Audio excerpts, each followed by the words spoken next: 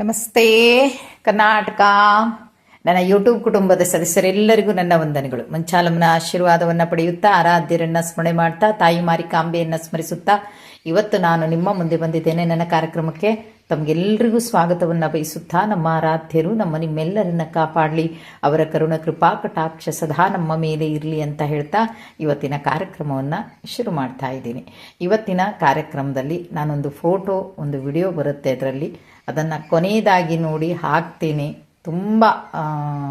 ತುಂಬ ನೋವಾಗಿದೆ ನನಗೆ. ನೋವಾಗಿದೆ ಅಂದರೆ, ನನಗೆ ಒಬ್ಬರು ಅಭಿಷೇಕ್ ಅಂತ ಫೋಟೋನ ಹಾಕ್ತಾರೆ.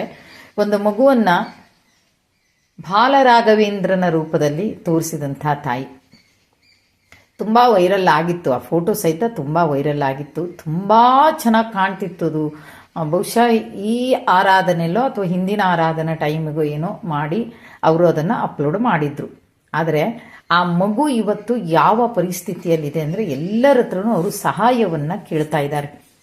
ದಯವಿಟ್ಟು ಅದಕ್ಕೋಸ್ಕರ ಇದೊಂದು ಸಣ್ಣ ವಿಡಿಯೋ ನಾನು ಮಾಡ್ತಾ ಇರೋದು. ಆ ಮಗುವಿಗೋಸ್ಕರ ಆ ಒಂದು ರಾಯರ ಒಂದು ಪಾತ್ರವನ್ನು ಹಾಕಿದಂತಹ ಮಗು, ಆ ಮಗುವಿಗೋಸ್ಕರ ತಮ್ಮಲ್ಲಿ ಎಷ್ಟಾಗುತ್ತೆ ಅಷ್ಟನ್ನು ಬೇಕಾದ ಕೊನೆಗೆ ಒಂದು 50 ರೂಪಾಯಿ ಆದರೂ ಹಾಕಿ ತೊಂದರೆ ಇಲ್ಲ, ಆ ಮಗುವಿಗೊಂದು ಸಹಾಯ ಮಾಡಿ.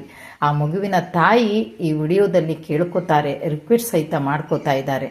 ನಾನು ಕೆಲವರಿಗೆ ಹೇಳಿದ್ದೀನಿ, ಸಹಾಯ ಮಾಡ್ತೀವಿ, ಸ್ಕ್ಯಾನರ್ ಇದೆಯಲ್ವಾ ಮಾಡ್ತೀವಿ ಅಂತಲೂ ಹೇಳಿದ್ದೀನಿ. ಸ್ಕ್ಯಾನರ್ ಇದ್ದರೂ ಸಹಿತ ನೀವು ಯಾರು ಮಾಡಿದ್ದೀರಿ ನನಗೆ ತಿಳಿಸ್ಲೇಬೇಕು ಅಂತ.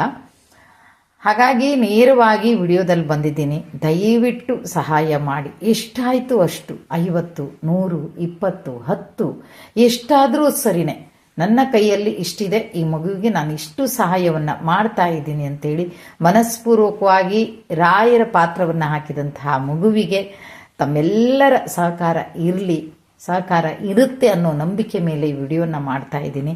ದಯವಿಟ್ಟು ಸಹಕರಿಸಿ ಅಂತ ಕೇಳ್ಕೊಳ್ತಾ ಇವತ್ತಿನ ಕಾರ್ಯಕ್ರಮವನ್ನು ಇಲ್ಲಿಗೆ ಮುಗಿಸ್ತಾ ಇದ್ದೀನಿ. ಜೈ ಹಿಂದ್, ಜೈ ಕರ್ನಾಟಕ ಮಾತೆ, ಸರ್ವೇ ಜನ ಸುಖಿನೋ ಭವಂತು.